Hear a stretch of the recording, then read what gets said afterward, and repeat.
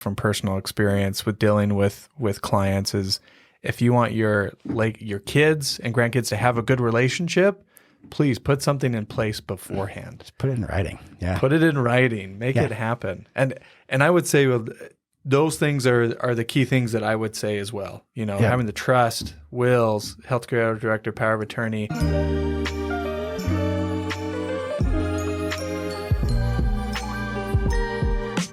Branden Ducharme is an investment advisor representative of and offers investment advisory services through SCF Investment Advisors Incorporated, an SEC-registered investment advisor, 10150 Meanly Drive, first floor, San Diego, California, 92131, 800-955-2517, www.scfsecurities.com. SCF Investment Advisors Incorporated and Ducharme Wealth Management are separate entities. The information in this podcast is current at the time of recording. It is based upon sources and data believed to be accurate and reliable. The information, opinions, and forward-looking statements expressed herein are subject to change without notice. Moreover, all comments and opinions voiced herein are for informational and entertainment purposes only and are not intended to provide specific advice or recommendations and should not be interpreted as such. Further, the opinions expressed are Branden Ducharme's and his guests and do not reflect the views and opinions of SCF Investment Advisors or any of its affiliates. Investing involves risk, including possible loss of principal. No strategy assures success or protects against loss. To determine what is appropriate for you, consult your financial professional. This information is not intended to be a substitute for specific individualized tax or legal advice. Ducharme Wealth Management and SCF Investment Advisors do not provide legal or tax advice. These services are provided by separate entities. The guest speakers featured in this podcast are not affiliated with SCF Investment Advisors, nor are they affiliated with Ducharme Wealth Management unless otherwise indicated.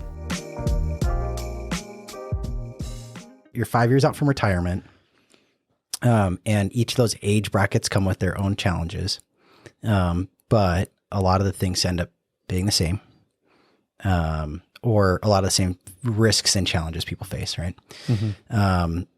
So to frame things, it's like, if you're trying to retire at 80, okay, that's going to be wildly different than somebody trying to retire super young at 40, right? So if we kind of take the tail ends here and just say like, pretty normal people, right? You're in your 50s, maybe, in your early 60s, and you're starting to like get really serious about, I want to retire and I want that to happen. I'd really like to retire in the next 5 years. Right. There's all kinds of things that start swirling through people's heads, right? Yeah, it's a huge transition. Huge transition. Well, you've gone through this accumulation phase, right? Just save money in the 401k. It's coming out of my paychecks. My paychecks have gotten bigger. Oftentimes at that point, their expenses have really started to go down at the end. Right. Kids are out of the house. Maybe a home's paid for. Cars are, tend to be paid off more frequently. So there's less debt obligation, less expenses with children. Although there's a growing trend where, parents are supporting adult children more often. Yeah. I didn't get that. But that is happening now. Anyway, so they have all this accumulation phase. And then I inevitably, or you inevitably, get someone that comes into your office and says, I want to retire in 5 years. My problem is that I have all this money and it doesn't make me any income. And I have to replace my job income. Yeah. And you go, okay, like that's in our head, we're going, well, yeah, that's like not a big deal. That's like what you save for. And that's what we do is we turn this into income. That can be really hard for people. And, and in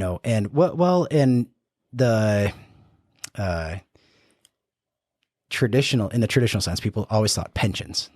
Yeah. So I retire and I start getting a paycheck, and now I have this 401k. So I have I don't have a pension. I'm not going to get, $4,000 a month. I have, I have $800,000 in my 401k. What do I do? And, they're going, well, if I take, $48,000 out a year out of $1 million, I'm out of money here pretty quick. Right.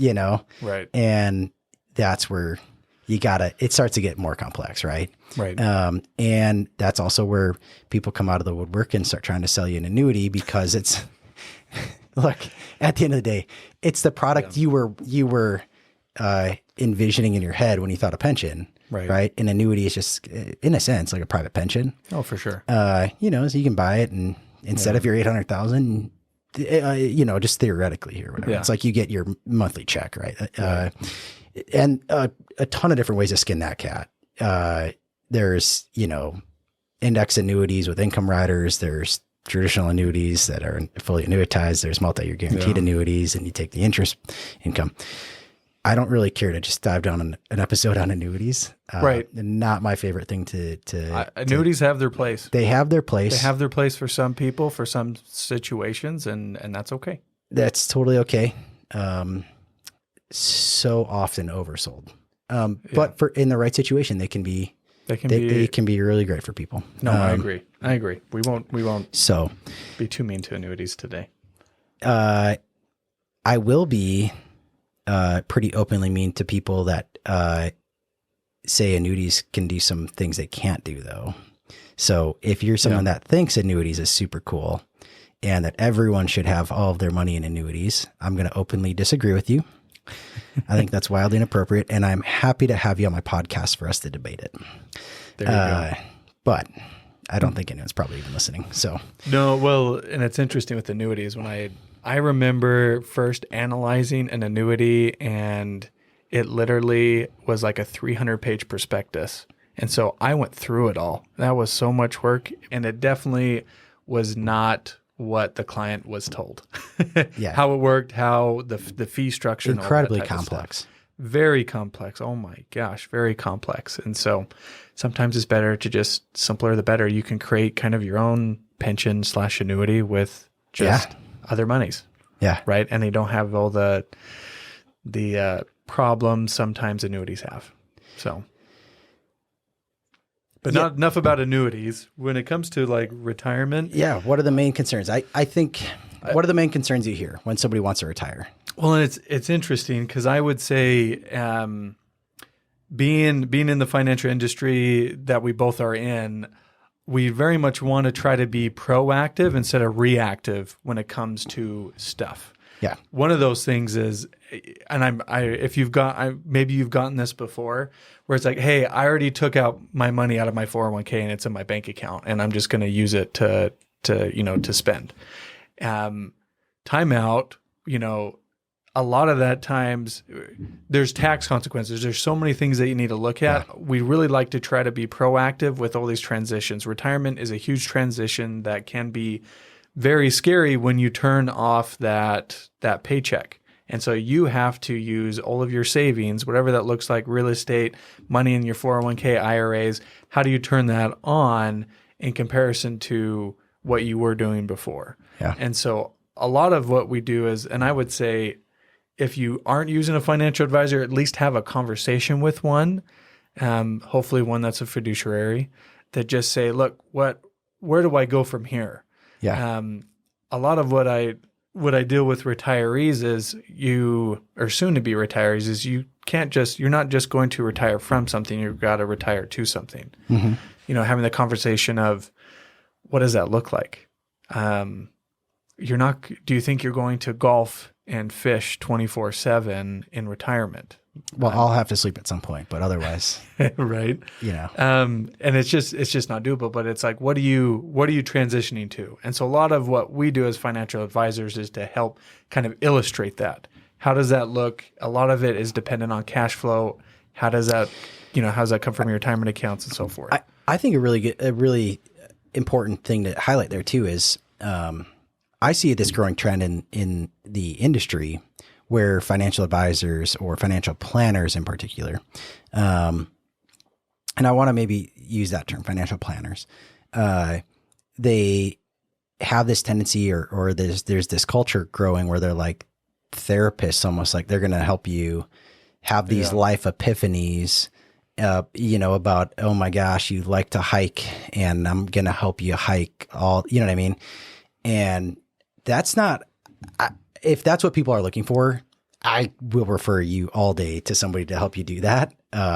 Not me, but it is super important for me that I know what you're retiring to.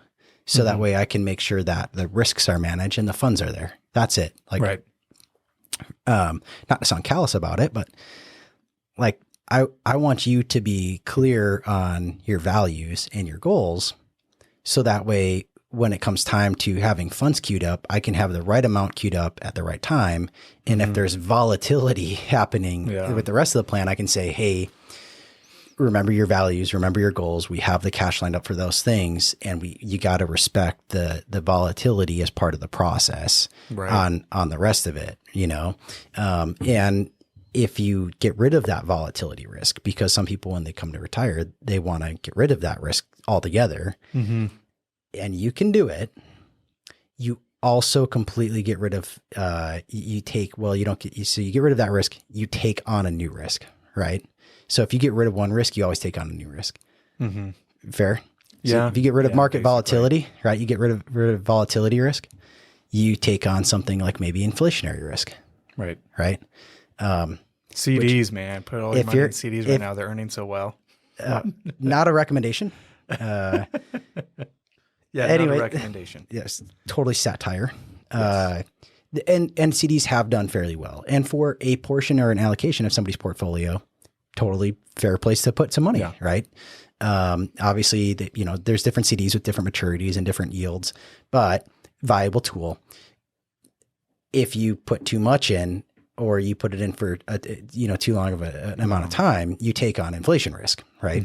I saw there was somebody talking to me about a multi-year guaranteed annuity that paid, I want to say it was 5.5 or 6% guaranteed for 10 years. Oh yeah, which is if that's like not a horrible yield, especially in a tax shelter. All things relative. The problem becomes, okay, you've gotten rid of market risk, right? Let's talk about the risks you take on in that case. Liquidity risk.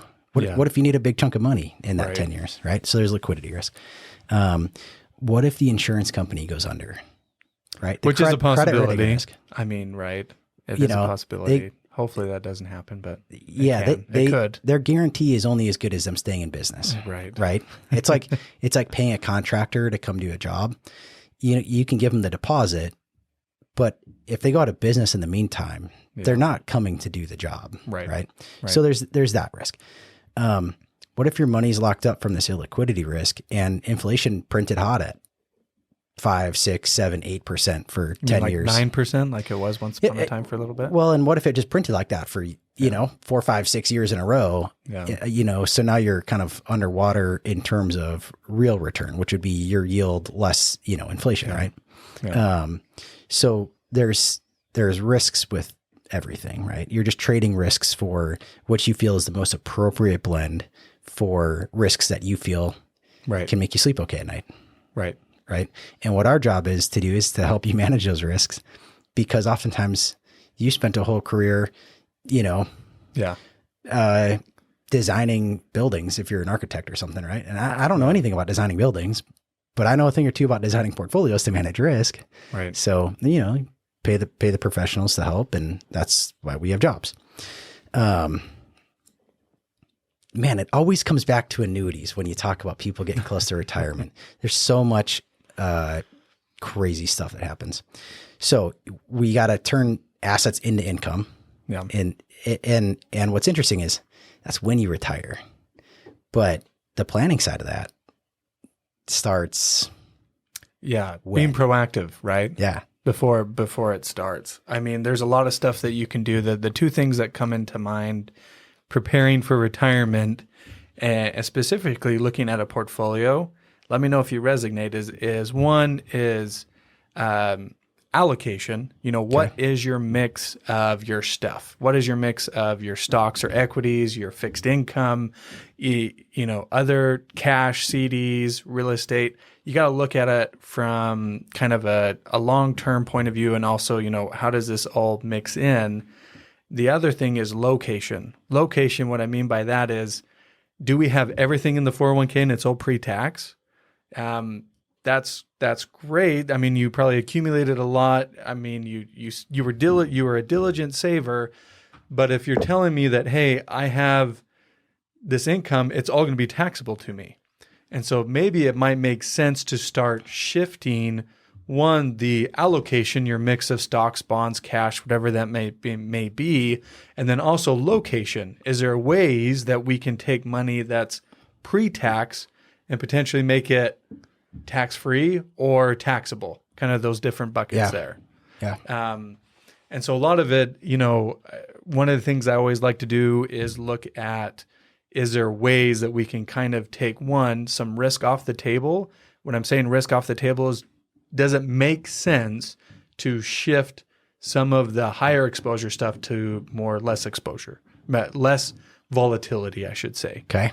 Do you take some, equity position and move it to more safe allocation? What I hate to see though is having people do that shift and move the whole thing. That's usually not wise because you deal with these risks that you're talking about. Yeah. Tactical moves need to be done very strategically by pros. Yes. Yeah. Don't go and do that yourself. At least talk to someone who knows what they're doing about making that shift. And if it even makes sense. A lot of people don't realize too is retirement is probably 20, 25, 30 years. It is, especially from a planning standpoint. I consistently try to plan life expectancy to 100. Yep. No, that's my go-to. And there's some days where I'm looking across the table at clients that are, like I've talked to people like well into their 80s that are just play pickleball every day, and and I'm like, man, I'm hoping 100's far enough. You know what I mean? Like, I'm hoping we plan this well still. Yeah. And it's, if you think about retiring at 60 and you live to 100, it's only 60% of your life. Yeah. Passed. That's round numbers right there. Yeah. You are damn near only halfway done. You know what I mean? Right. You're barely just over the hill. Yeah. And now you're going to stop working and think about 40 years of, you got midway through your career. And if you kind of look back in arrears and said, what would life have been like if you never had to work any of those years from the time you were a baby? Right. It's just hard for people to conceptualize how long that 40 years is. Yeah. And so you have to have sufficient assets ready to produce income and do all this stuff. And what I would say is extreme decisions tend to start laying landmines where you think you might be taking risk off the table and it may work out really well for you. Right. But you may be you might be walking through a minefield doing that, so to speak, right? Like it's kind of, again, you can never get rid of risk.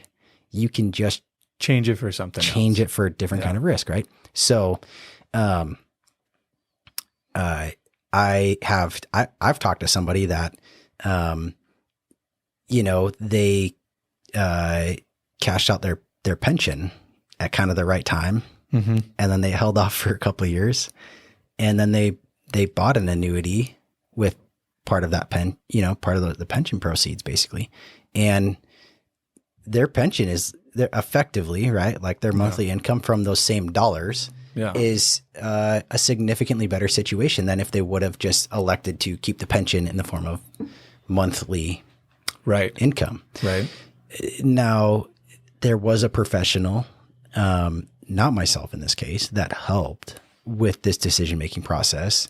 And I'm not sure that in hindsight, I 100% agree with it, but that's because I wasn't there and I don't have all the facts.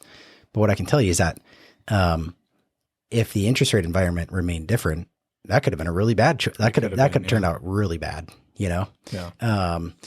So there's when you start talking about timing things, it can turn out really good, can turn out really bad. It can. And so to time things on your own, especially when things are not real liquid, like you can go and rebalance your account pretty easy nowadays. Right. But, to go rebalance all of your financial assets across the whole board would just be pretty wild. I think doing some really prudent planning, and that's one of the things I like about this industry is most things are not a fire drill.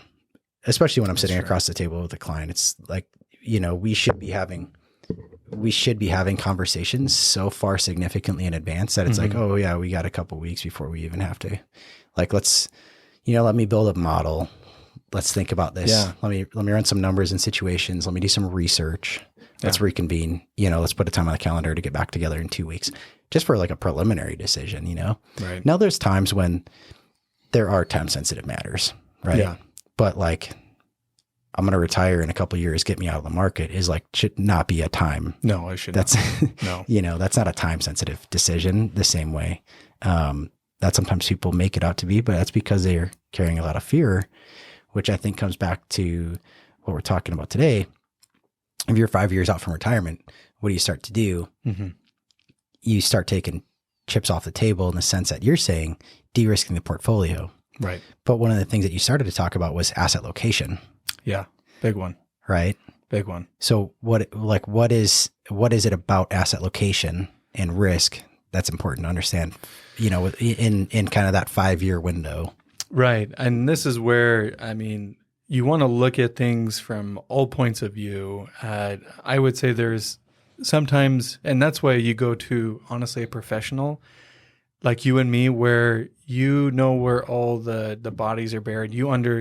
We do this every day. So we see it from all points of view. A lot of times clients just don't know what's out there. They don't know what all the options are. Mm-hmm. Well, it's nice to talk to someone and be like, well, did you ever consider this? It's like, oh, you probably get that a lot where they just have no idea. Where, you come across a client who's got a ton of money in their 401k, that's great. But when you're talking about, hey, when you're also doing like cash flow analysis of, hey, let's kind of project out what cash flow is going to look like in retirement. Not only do you have to project out cash flow or look at it, you got to look at it where it's coming from. Is it all coming from 401k and it's all pre-tax? Okay, well, that's okay, but did you know that Social Security could be taxed up to 85% if we're taking it all from the 401k? So there's different things that you need to look at. And so, I mean, it can make sense sometimes to don't stop saving and mm-hmm. investing, but maybe we use different types of buckets. I call them buckets. Maybe it doesn't make sense to do it all in a pre-tax bucket. Mm-hmm. Why don't we start shifting or doing something different and putting money into a Roth bucket? Why don't we put more money into a taxable bucket or like real estate, where that, has different and kind of more helpful tax consequences when it comes to saving and investing? Yeah. Yeah. So it just kind of varies. Not to get too into strategies, and I don't know if I can or not, but like I always want to look at, does it make sense to do a Roth conversion? You can say almost whatever you want, Aaron. Right? It's all on me. It's all on you, man. It's all on me. I mean, I think there starts to be a lot of counterintuitive things when people have like a huge 401k. That's an all traditional allocation, 401k IRA, where, okay, first off, there's this huge myth out there, right? That and I'm prefacing this with, it is not true. Okay. Okay. But there are videos that people will say, and it's usually driving at trying to sell you some kind of, some type of other product strategy course, life insurance, whatever. And but they're dogging on a 401k, and they're saying the government owns half your 401k. If you have $1 million in there, you only own half of it. And if you are talking to your financial planner and they say that the government owns half of your 401k, you probably should fire them and find yourself a good tax planner. Opinion. Yeah. I didn't say you should. I said you probably should. And the reason why, I don't know, if you have a huge account and you live in like California, maybe, Right. Yeah. But theoretically, most people, the government doesn't own half your 401k. That's just not how taxes work in this country. No. And if you do good tax planning, you can minimize that tax liability. Right. Quite significantly. Oh yeah. It's not as bad as there's things it's not as bad as everyone thinks it is. What is really bad is if you don't do any planning, and then, you get in 10 years into retirement and, you say, well, my grandkids are all grown and I've always wanted to take them on a trip to Europe. And so you take 100,000 out, in a lump sum, or you have a large medical expense that comes up. Right. I gotta buy that Jeep. Or you know what? You've worked so hard your whole life and now you finally want that one thing. Yeah. And it's a $200,000 surf boat, or it's a really nice Jeep or Corvette, or a condo on the golf course to work on this, remodel on this house. Remodeling the house. And all of a sudden you go like, I just want a lump sum. And all of a sudden, yes, now you owe probably a ton of taxes, right? Or at least have a lot of risk exposure to that. Yeah. But if you do some counterintuitive planning ahead of time, Yeah. and sometimes it is 5 years ahead of time, right? And sometimes it's significantly more than that even, but you will eventually you are eventually likely to more fully appreciate, maybe is the best way to say that, why you made some of those decisions earlier on, right? Tax laws could change. And so, you know, you could do it all for nothing, right? I mean, theoretically, they could come up with a law 10 years from now that says traditional IRA money isn't taxed anymore, right? Like, I don't see the government doing that. I'm just hedging my statements here, totally saying tax planning is about trying to make, you know, projections, right? When you're talking about the planning side of things, it's about trying to make projections with the best, you know, currently available information and your reasonable assumptions about what the future, but assumptions is the huge word there. Yeah. And, but I'll give you an example of something I worked with recently is there is a big piece of traditional IRA money. This individual is retired and so income has stopped. They do have, some money in a brokerage account, but, with tax efficiency, there's not really any gain coming off of that in a meaningful amount of money. And so, you know, in a situation like that, you would potentially consider taking money out of your IRA as a distribution and then just putting it in your brokerage account. Like you can stay invested, right? But you just say, ooh, I have the opportunity this year to take money out at 10% or 12%, right? And I like those tax brackets. That's not bad. And so you can just take, like, just because you take a distribution from the IRA doesn't mean you have to spend it. Right. You can take the distribution, pay the tax on it, put in a brokerage account and, you know, and then continue to let it grow just how it was invested within the IRA. Yeah. Right. And that seems really counterintuitive because somebody says, well, why would I want to pay taxes this year? Yeah. Well, it would be my opinion. Like 12% is a pretty reasonable tax rate. I know. I like to do it. And I think taxes are going to go up over time. That's my own personal opinion. I could be absolutely wrong, but I think it's like a fair thing to consider. But the only way that you would know that decision, and if it's a decision in your best interest, is there's no one on YouTube that's going to tell you. There's no TikTok video that's going to tell you, right? You have to sit down with a professional that's willing to do the work and know what the options are, and then inform you and educate you on the options so that together you can make a decision that's in your best interest. Right. That is driving at a specific purpose or goal. Right. No, I agree. It reminds me of, it reminds me of working with someone who just had pre-tax money, looking to start turning on the cash flow, but not yet. Just left their company 401k. It made sense to transfer or roll it into an IRA. Doing some upfront tax planning with their accountant. And again, I would say I was kind of leading that charge for them. Mm-hmm. It's like, hey, look, I'm looking at their tax return. Can you confirm this, Mr. Accountant? We could take $10,000, $15,000, $20,000. And because they had no other income, it was taxed at zero. And it was really interesting work with that accountant who he actually was like, oh, no, this doesn't make sense. Don't do it. Don't do it. I'm like, but they're not going to pay any tax anyway. So we left it up to the client to decide. He decided, yeah, let's do it. The next year, the accountant called me and said, how much are we doing for the Roth conversion this year? Anyway, it's just being proactive, looking at it from all points of view, not just from an income standpoint, but also from a tax perspective. Because I swear nowadays, anything you do has a tax consequence, good or bad, usually can be bad. So you always want to look at it from just all perspectives. Yeah. Well, like you have to be careful sometimes because and this is less so about, you know, pre-retirement and more likely in retirement. Right. But you can accidentally convert too much just trying to max out a tax bracket and then start to mess with Medicare premiums. Yeah, the IRMA increase. So you got to be wary of that. So you have to run pretty good projections, you know. There's a fine balance. You have to look at it from all points of view. You're right. I mean, Social Security taxation can be dependent upon your other income. Your Medicare premiums are dependent upon your other income. And so there's definitely there's a lot of work and analysis that has to be done, but it can be done. We have the tools to do something like that, and it's fun. I mean, that's where I get nerdy and say, "Oh, look, we can take X amount and not pay too much tax or something like that." But it's not knowing. Clients don't even know that's an option a lot of that time. Yeah. And so that's one way to kind of shift to kind of more, I don't know, better tax situations maybe going forward instead of having it all taxable to you. I remember dealing with a client just this past year where it was all pre-tax, right? And he was about to retire and wanted to take money out of to buy a Jeep. That's why I brought it up.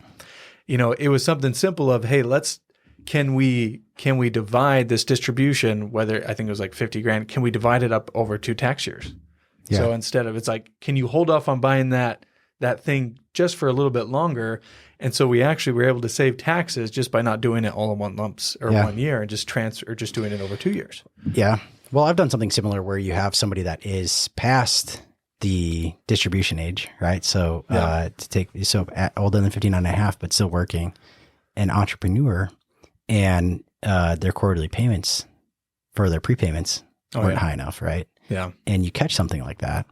Well, if you're savvy enough, you can potentially just say like, well, we'll send in we'll do an IRA distribution, but we'll withhold at a rate of 100%. We'll send the whole thing in as a tax payment in December here. It counts as if it was withheld throughout the year. Save a huge tax penalty. Yeah. You know, again, only comes from doing like some good tax projections at the end of the year. Right. And I always tell people, like, I'm not going to beat down someone's door to do their tax projections. Like, it's a lot of value, and I'm happy to do it. I love doing it. And my happiest clients come in and have me do it. Right. So, you know, get it done from someone somewhere. There's an accountant in town. I don't know if you know Savannah Raleigh. She's a friend of mine. Joe Langston, it's actually his daughter, and she's a CPA, and she started at a firm that I'm not going to name it on the podcast, but she started at a really interesting firm that focuses on tax planning. Mm-hmm. And now she has kind of her own deal going on, and she won't take clients typically, from my understanding. I don't want to, you know, like, no one hold me to this, right?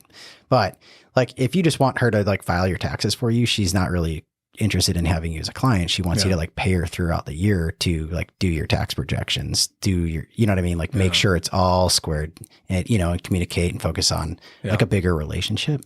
And I'm like, every time I talk to her, I'm like, you're a financial planner that doesn't do investments. You know, I'm like, that's what you are, you know, doing. But she files taxes, you know? So she's really interesting to talk to, but she will say, that, you know, cause everyone always says, well, my accountant's just not proactive. My accountant isn't this. And what I've learned in the industry is like an accountant's job is to account for what has happened. Yeah. They're looking in the rear view mirror instead of looking through the front windshield. Right. And we are by nature planners. We're looking going forward. And so people are oftentimes looking in the wrong spot, but there are accountants out there like Savannah that will do the tax planning work and she does a great job at it. Yeah. You know, so like not to push somebody to the competition or whatever, but she does a great job. I have no qualms about saying that. I've had her on the podcast. She's sharp. But she says people just don't want to come in and pay for it. Like people don't want to spend the time. Like people don't want to get to September or come home from their, you know, summer vacation and go, all right, time to go do my tax projection. You know, it's a very unappealing thing, but it has taxes has a huge impact on somebody's probability of success when it comes to their retirement planning. Right. So income planning, tax planning, investment planning.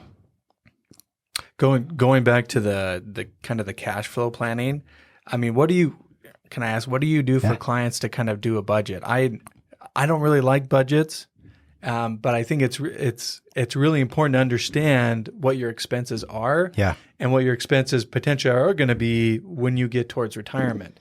There's facts out there that say, hey, it's only going to be 80%. There's other facts that say it's like 120% because you're in your go-go years. As soon as you retire, you're Yeah. going to go do the things that you've been waiting to do. Yeah. And so it's I'm typically of the opinion I try to replace like 100%. well, okay, I'm going to preface this with like the client drives the bus. So if the client says like I just need X dollar amount, or I want this, or my expenses, I want it to this, or I want, you know what I mean? Yeah. What's the goal? Like I totally let the client drive that conversation. Yeah. But if they're saying like I don't know what I'm going to need, that's why I'm here talking to you, right? Which a lot of people obviously do. Yeah. I typically aim to replace 100% of their current income. Yeah. That's what I'm trying to plan around. And the reason why is because, I always think like, so I had the opportunity to stop working a couple of years ago. Oh yeah. And in 2019, and I just looked at like what my lifestyle would look like if I stopped working. Yeah. And like, I could do it, but it was like not going to be fun. It was not going to be interesting. Yeah. It was going to be tight budgets. It was going to be paying attention to money. It was going to be doing nothing fun. It was going to be no trips. It was going to be, in my opinion, like stress all the time. Right.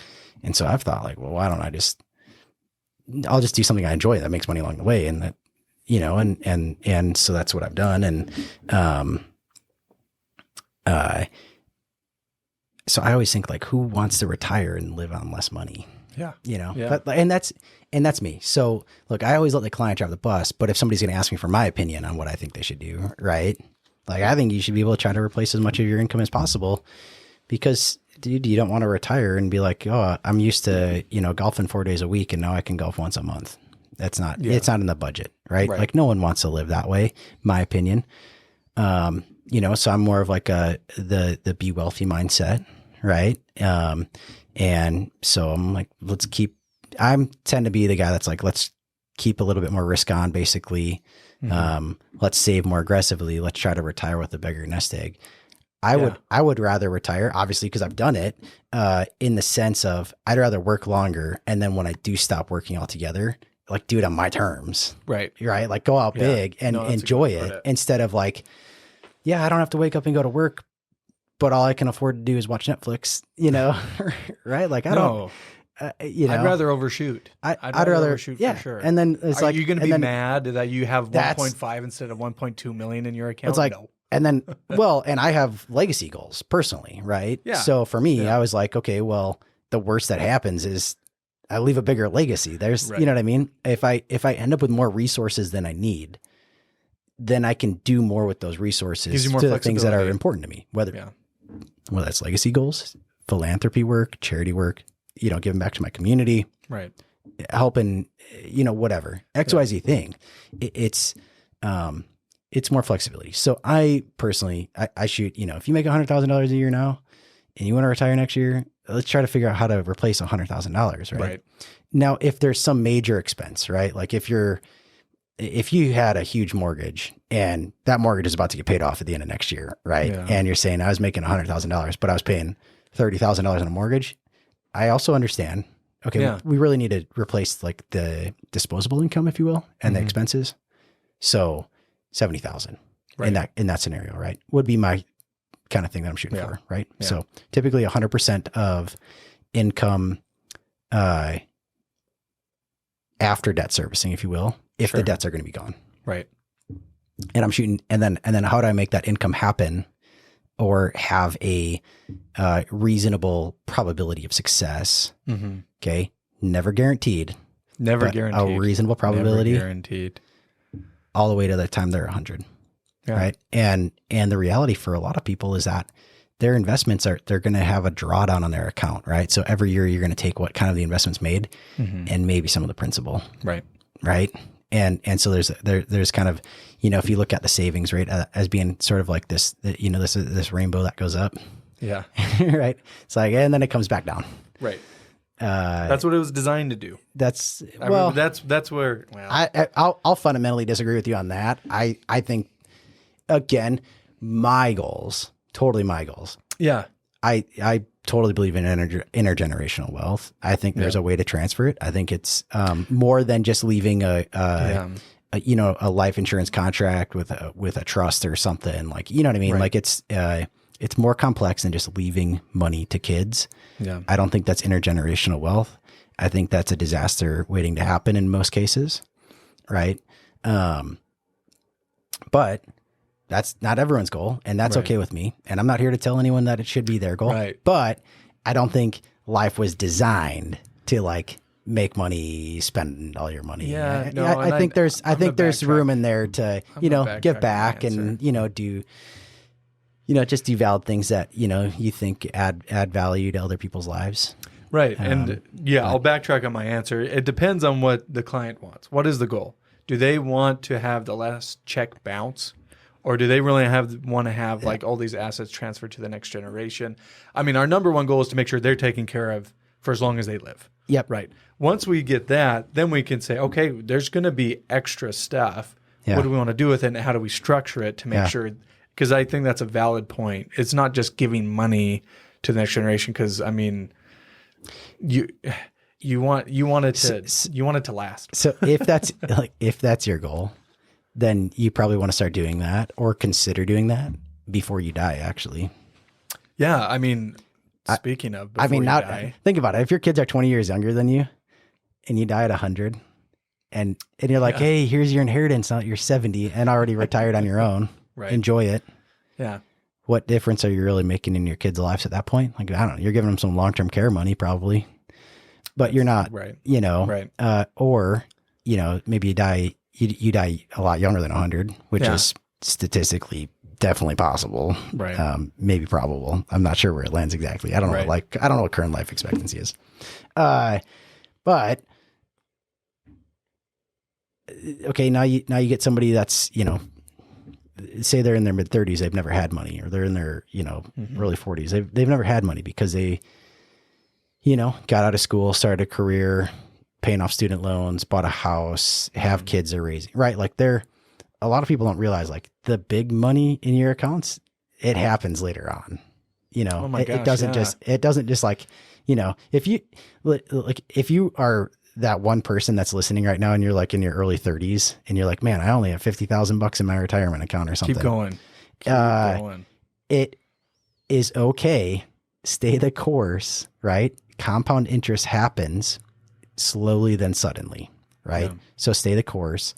But if all of a sudden, if you got a huge cash injection, if you will, or a liquidity event because mom and dad died young and you just get huge money and you don't know how to handle money because you've never had it, you weren't raised with the mindset, you didn't, know what to do with it, how to handle it, who to tell about it, all this stuff. The chances of you retaining that money and doing anything meaningful with it is really low. Really low. Yeah, I would say so. But I think that's probably really an interesting segue into one of the core competencies of financial planning that is often overlooked, which is estate planning. For sure. If you're 5 years out from retirement, 5 years from retirement, estate plan. Should go get that updated or have an estate attorney go look at it. Because you would hate to have something happen to you and, oh my gosh, we haven't updated this for your kids are in their 30s and it still says they should go live with, Uncle Johnny, Right. It's like, yeah. So you just definitely go have an estate attorney go look at it and just make sure it's updated to what your wishes are. Yeah. Because I'm telling you right now, there's probably been a lot of changes since the last time you did it. Yeah. I mean, I don't know what the general rule of thumb is. I would say every 5 to 10 years, you probably need to have things updated and make sure they're done properly. Make sure it's done with someone who knows what they're doing. Yep. Don't just do it yourself. Or if you don't even have an estate plan, you please. I have clients upload their estate plans into our electronic vault, and obviously I'm not an attorney. I don't like draft them or write them. Right. But I'll review them, and I'll review them like sometimes. So I'll just in like a review meeting. Sometimes I'll just ask as a point, hey, what, who's the beneficiary supposed to kind of be, right? And then I use a program called Right Capital, and there's a blueprint in there, and there's a beneficiary checklist, so you can have it's pretty easy. Just and then if somebody, but it invigorates or invigorates this conversation around like, oh no, actually, Johnny, we're not happy with him anymore. And we gotta visit, you know what I mean? Or, we forgot that we had, put a special beneficiary designation on this, but, left something out or whatever.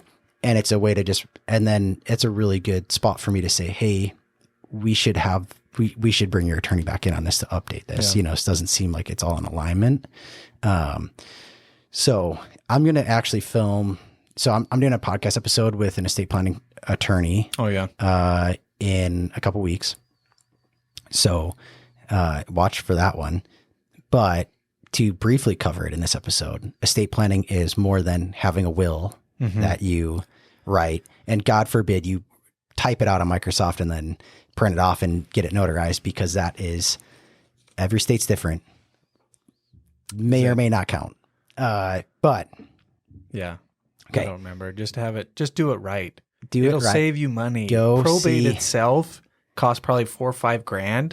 Doing an estate plan is what, $2-3 grand? I don't know. Utah's pretty inexpensive. I hate quoting, like attorneys' prices for them, but I will say that compared to people and I've talked to and dealt with in other states, Utah's pretty inexpensive. It's very affordable. There's some major documents that I'm not telling you should have. I'm saying that you would want to make sure you bring it up and discuss it with the attorney. Yeah. Okay. Obviously a trust, okay, which is typically going to be your document that helps you avoid probate, and a will to go with that. People say, well, why do you need both? The will oftentimes can be just used as something that captures anything else that's not in the trust. They call them pour over wills oftentimes. So it just says, hey, any of my stuff that's not in the trust, go ahead and just put it in the trust and distribute it to however the trust says to do it. Right. And there's anyways, advantageous stuff with that. Durable power of attorneys. That's a big one. Okay. Big ones. And this is the ones that I think people forget about the most. Yeah. Right. They think, well, okay, I'm going to retire in a couple of years, but if I die, it all just goes to my wife anyways, or it all goes to my, you know what I mean? Or, or XYZ, it is not my problem. Yeah. Okay. Well, you know what? Nothing's your problem until it is. So, yes. And I'm sure you've dealt with clients that have come to you in almost a panic of just, what do I do?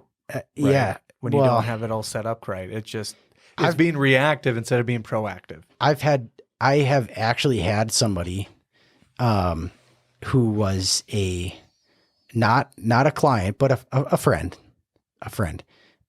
start texting me from the hospital that they legitimately thought they were going to die, and they wanted an attorney. They wanted to know if I could help them get an attorney out there, to set up an entire trust and deed all their rental properties into this trust and do a will before they die. And he thought he had hours, gosh. And the answer is like, no, probably not. Probably not. Unless you got Better Call Saul or something. It has to record at the county, like the county office has to be open. Right. Like 3 o'clock in the afternoon on a Saturday is not going to fly for an estate plan.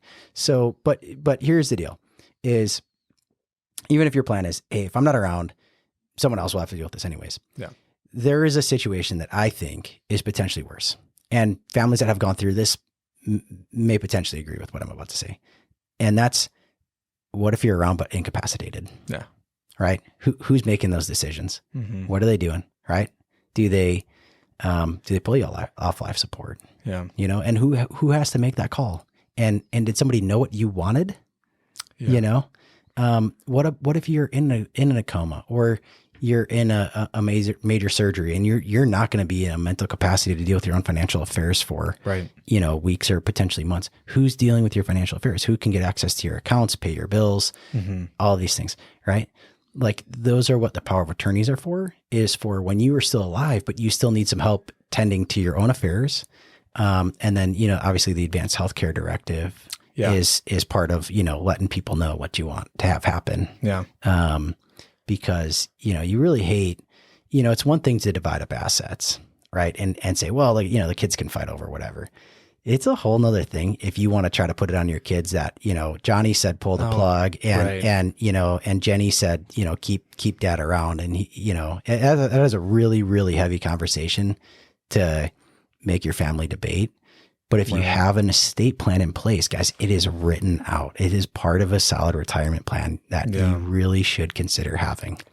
I would say if you got assets and you want to, and I guess from personal experience with dealing with clients, is if you want your kids and grandkids to have a good relationship, please put something in place beforehand. Just put it in writing. Yeah. Put it in writing. Make it happen. And I would say those things are the key things that I would say as well. Having the trust, wills, healthcare director, power of attorney. The one thing I would say on top of that, and it's not necessary, and most attorneys do this, is make sure that when you have a trust is to fund the trust. Yeah. Yep. Make sure the trust is funded. What I mean by funded is titling of everything.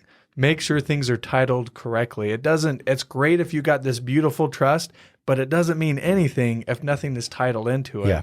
I'm sure dealing with some clients of like, hey, let's make sure bank accounts, right? I dealt with a client where it was a widow. It was all in husband's name. Yeah. And to like get access to that account was very difficult. You have to go through a process. You have to get a death certificate. You got to go through this and this. And it wasn't even a POD. Anyway, it was a mess. So it's so important to not only get the trust, but to fund it and make sure all titling, all beneficiaries are up to speed. Well, and there's some things that you can't always title in the trust, right? Like I've had people say, well, yeah, so I want all my accounts in my trust. Okay, we can do that with brokerage accounts. Right. Great. Right. I cannot do that with your Roth IRA. I can't do it with your 401k. Right. That's just not how it works. Yeah. It has to be in your name. Yeah. Okay. And they say, okay, well, we'll put the trust as a beneficiary. Yeah. Okay. That can work. Look, if that's the way you want to do it, that can work. Sometimes with traditional, assets, again, going back to the planning conversation of all this and the tax planning, you might have a beneficiary that, just their life circumstances is they're not a really high income earner. Right. And you might have another child that is a really high income earner. And so putting a little bit more thought behind this plan, sometimes you can actually pass on a lot more wealth without on a net basis, right, if you will, because you can give traditional assets to the person that's not a high income earner and then they got to pay income tax on it, but they're in a lower bracket. And maybe the Roth dollars is less money, but it goes to the guy that's got the high income, right? Yeah. So he doesn't have he's not dealing with the tax liability. Right. Now I'll probably get canceled for this whole conversation because I'm talking about, helping somebody that makes a lot of money avoid more taxes, but that's not how we are having conversations with clients, right? It's about what's in their best interest and helping, whatever is going to be left, transfer it to the kids. And there's tax efficient ways to do that and not tax efficient ways to do it. Right. Yeah. Let's say they have part of their legacy. They want to pass it on to charity. Why not give the taxable amount to charity and the other assets to kids or something? I mean, it all depends. And we're having this conversation, again, framed up from what do you start doing when you're 5 years out from retirement? Right. And so a lot of you are scratching your head going, they just keep talking about, okay, when we die. Right. And I don't like to use that word. Okay. When you graduate. I had a college professor that taught me to use the term, the end of someone's financial plan, when they experience the end of their financial plan. Planning. Interesting. But here's the deal. Your financial plan actually ends when all the assets are appropriately transferred. Right. There's a big way to do that. But the reason why we have this conversation now is because, yes, we plan as if you're going to live to 100. Mm-hmm. Very important, right? Right. You don't want to be the guy that plans to live to 75 and accidentally live to 78. Yeah. Right. But if you're within 5 years of retirement, you're potentially within 5 years of having the end of your financial plan. Right. And realistically, you or I are potentially within 5 years, right? Yeah. Everyone's potentially within 5 years. So putting something like that off because you think it's all the way at the end is not good planning. That's the opposite of planning, right? That's okay. No, I think I've beat that horse right dead 2 times over. because I'm also looking at it from trying to look at it from all points of view. We definitely hit taxes, cash flow, investment. What about insurances? Oh yeah, that's the last key competency of financial planning, right? Insurance. Let's dive into it. So there's different insurances, right? You got your property casualty. Keeping this table. You got your property casualty. You got life insurance. You've got something that I would say is a big one that you need to start looking at. If you don't, is long-term care. You kind of briefly mentioned it a little bit. Long-term care would be a big one to look at. I think everyone should have a long-term care plan. It is an expense that most people will experience to some degree, right? Yes. In my own family, my grandparents went through that for about 7 years. 24/7 in-home help is expensive. It's expensive. Very expensive. Yeah. These bills, this is not like if you think if you think the average child in the NICU is expensive, think of that expense, but without insurance. Yeah. Or That's more. a way to put it. Yeah. Right. It will eat away your assets faster than anything. So you have to have a plan. Yeah. Now, some people do not have enough assets. And so the plan is a little phrase typically called Medicaid. Yes. And if you think that's what you want, that's okay.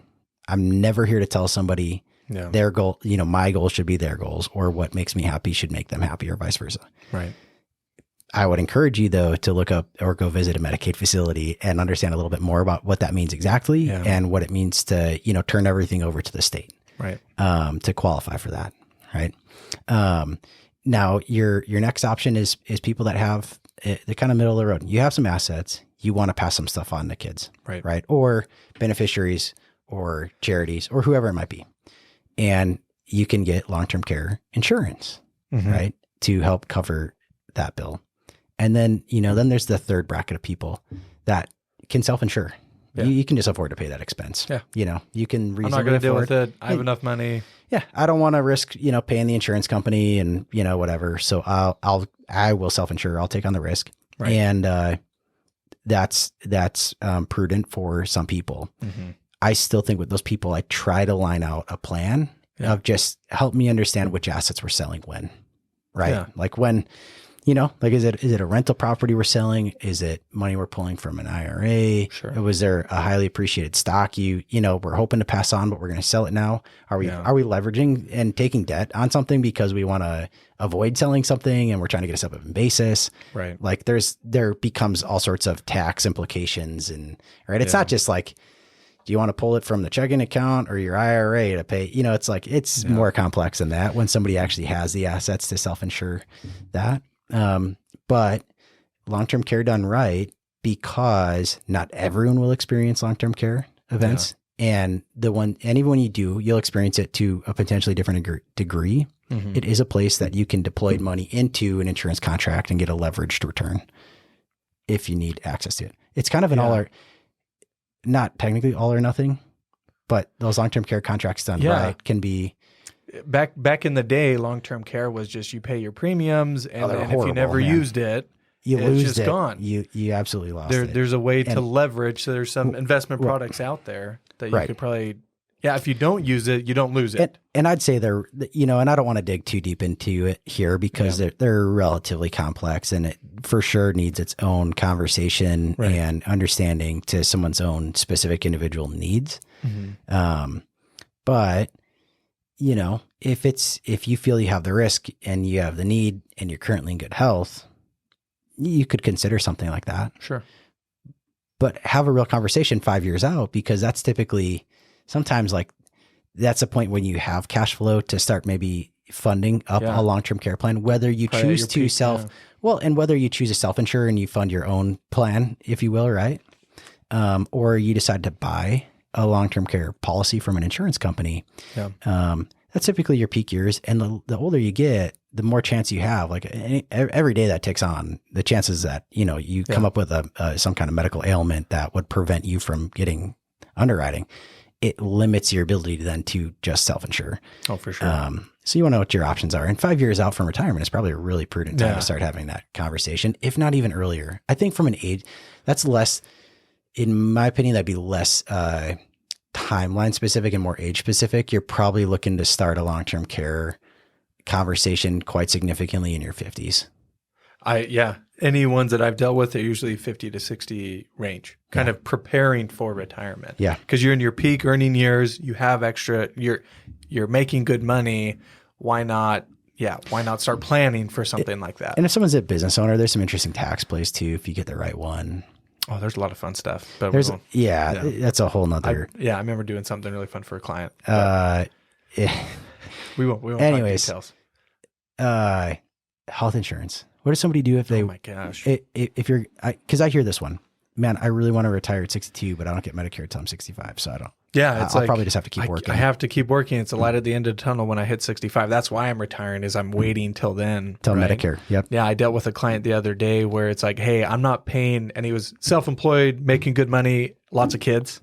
You know, it was potentially like 35, 40 grand for not the best of insurance. And so I mean, it's right. That's an expensive thing. But you almost have to you have to understand taxes a little bit, going back to taxes, when you sign up for health insurance, because they want to know how much you're going to make next year. It's like, well, you know, that's fun. I don't know what that looks like. But it's a forecast for the prepayment on those tax credits. And so you can reconcile that after the year's up. What do you mean by reconcile? Like when you file your taxes. Yeah, but my understanding, I mean, as long as you're in with certain ranges, you don't have to pay it back, or you pay back very little. But if you hit it out of the park, there's potential that you could pay all of it back. Right. Which sucks. So imagine this. Tax planning and projections are really important. Yes, they are. For a multitude of issues. Right. But I guess what I'm saying is, like, if you, so let's say you underestimate. Yeah. Or overestimate, like how much you're going to make. Right. And so you underestimate how much tax credit you take up front. Yeah. But then you're, through a series of events, whether intentionally or unintentionally, your income comes in less than you thought.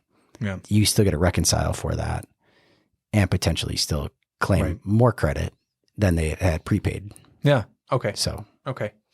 No, it's interesting. Asterisk, check with your accountant. Check with your accountant. But I just had that conversation with someone recently. Oh yeah. That was very excited to discuss that with their accountant. Yeah. When you turn off let's say you have someone retiring at 62 or wanting to retire at 62, but they're afraid about health insurance. Well, do that cash flow analysis, be proactive and say, look, if you're not really working, your income's only X amount. It's less, right? Potentially it's not going to cost as much than what it was before. I've dealt with that with a couple of clients. Yeah. I mean, everyone's situation is different, but it's nice to go into competent people and say, this is what my goal is. Let's do the analysis. Let's see how much it's going to cost to go on the marketplace or whatever to see how much it's going to cost compared to what it was before. Once you hit 65 Medicare, it's a little bit different, but then you deal with the IRMA increases of, like, depending on your income. And I want to say they look back 2 years. Is that what it is? Do you remember that? For Medicaid? For Medicare. Oh. For IRMA increases. I want to say they look at the 2 years tax return, and depending on how that did. Yeah, it's a year delayed from the prior year, basically. Yeah. And so if there's anything to get out of this, it's just be proactive when it comes to planning, because there's just so much stuff out there that you probably are not aware of taxation, of insurances, of portfolio management. It's just talking to somebody up front of just making sure that if you have a plan, make sure it makes sense, that you are aware of everything that's out there, all the pros, all the cons, and just things like that. Health insurance, my goodness, is not fun. It's a whole nother animal, and there's a whole conversation to be had about self-insuring or getting catastrophic coverage or getting marketplace or getting private with underwriting. Yeah. There's a whole conversation to be had about health insurance, and it's just another complex thing. Right. But you have to, if you want to retire in 5 years, you have to pull your head out of the sand today. and start your planning. Right. There, you know, unless you have done significantly better than you could have ever hoped. Right. Right. You're going to need to do some planning because the efficiencies are going to start to matter quite dramatically. Right. Right. And you have to face it. If you want it to happen, you got to face it. Yeah. Right. And it can happen. Right. I mean, like at this point in essence, right, you and I have sort of retired hundreds of times. Like, you know what I mean? Like we've kind of gone through it. Like, yeah. So we sort of have kind of been there, done that. We know it. And what I can tell you is that the people that put it off and they don't want to go actively find their stuff. They don't want to, you know what I mean? They want answers, but they don't want to emotionally deal with it. Those are way more difficult cases to see, you know, what I say, not just to the finish line, but through the finish line. Yeah. Right.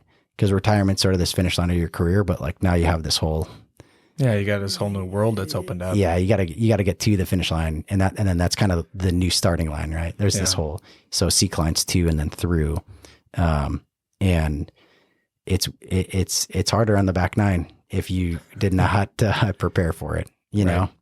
Right. So gather your stuff, bring it by our offices. You know what I mean?